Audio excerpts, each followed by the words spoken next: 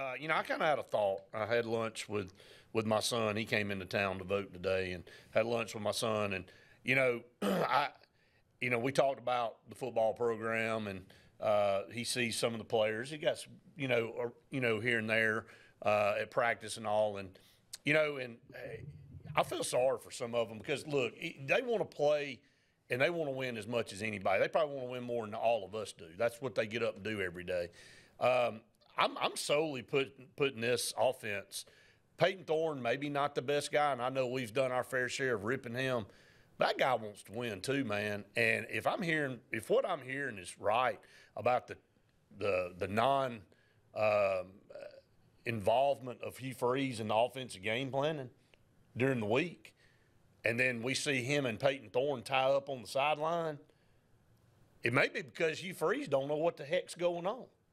And maybe he's not involved in the quarterback meeting with Derek Nix and Ken Austin. And maybe those three guys are in there in the room trying to game plan, and Hugh Freeze is on number 8 trying to sink a birdie putt.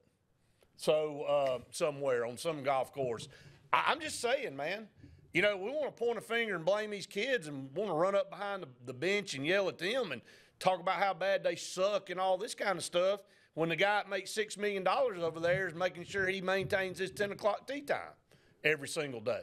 So, you know what? I'm not going to sit there and berate Peyton Thorne anymore as he walks around campus looking depressed because he wants to win, but maybe he ain't getting all the stuff that he needs. That's just my opening opinion here.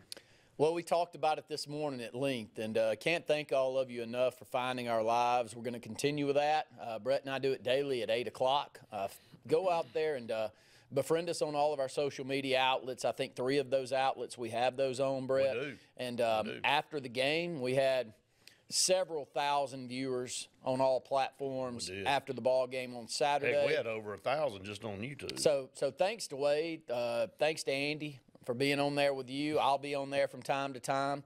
We'll be on after basketball too. But you got a game coming up tomorrow night. And we'll talk after that one. I'll be at the game tomorrow night, so again, may be difficult for me to get home be there too, in time. So we'll see how. Well, I'm going to be doing this as I walk out of Auburn Arena. I'll be going live just like this. So Andy showed us all you can do it on a transit bus. He did prove it on Saturday. And but we do thank all of you, and the comments that come through are very important to us.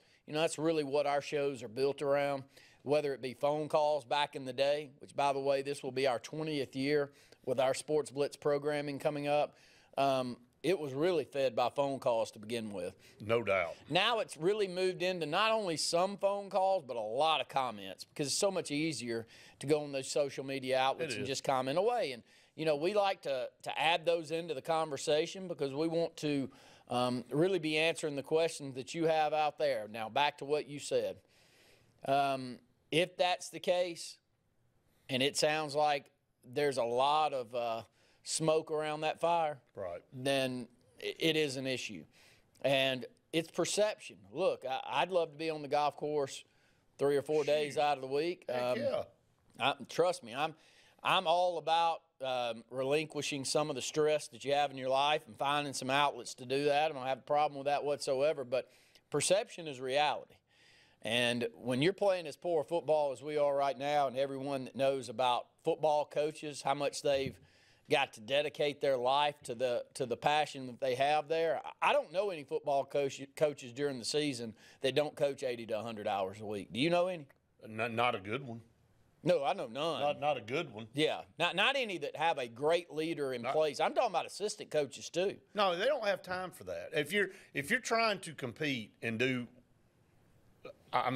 what all the winning teams are doing, then you're having to do that, if not more, because maybe you don't have the players, maybe you don't have some of the things. So you're going to have to work even extra hard to try to get up to maybe where a level of Georgia is or somebody like that. So. No, I don't know anybody that's in this profession outside of a charity tournament from here to there that they may play in during the season. Because they don't have enough time to play golf, especially on a regular basis, even on the weekends. Because Saturdays is game day, and Sunday is usually you're going back in there looking to see what happened on Saturday, and an immediate reaction to whether it be good or bad or indifferent. and then prepping your team for the practice schedule for the next week. I mean, look, man, I'm defending myself on this. If I'm wrong, it's because we've been fed bad information. If I'm off, then call me out on it. And I haven't seen it with my own two eyes, but it is everywhere. It's just like you said, where there's smoke, there's fire. If there is no fire, then step up and say, hey, look, guys, at the next presser, I'm hearing all this stuff about me being here, and this is what I do every day, and this is where my schedule is, and this is how much time I put into this football program. So come out and do that.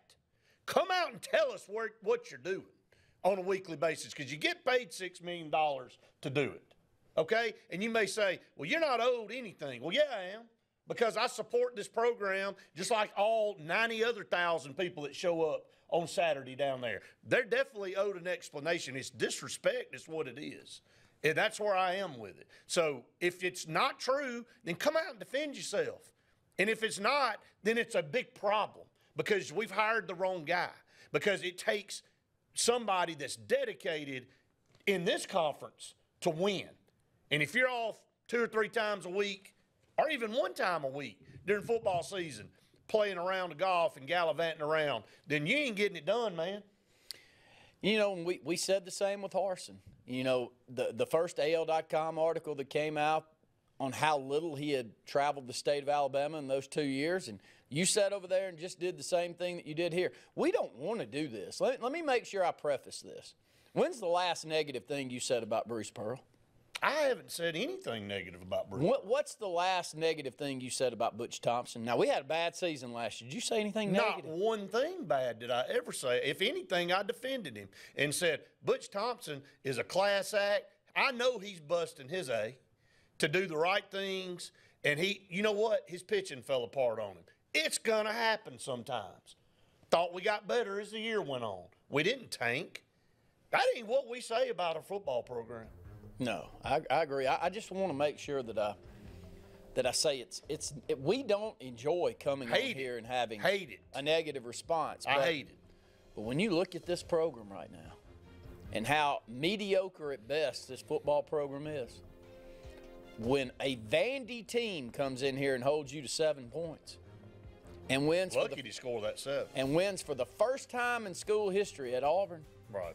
I don't know how you do what we do and not give a real take like this. I mean, you come on here and sugarcoat the hell out of it. I mean, after a while, it just gets tired of sugarcoating what we're getting with this football program. Because it's $20 million buyout after $20 million buyout.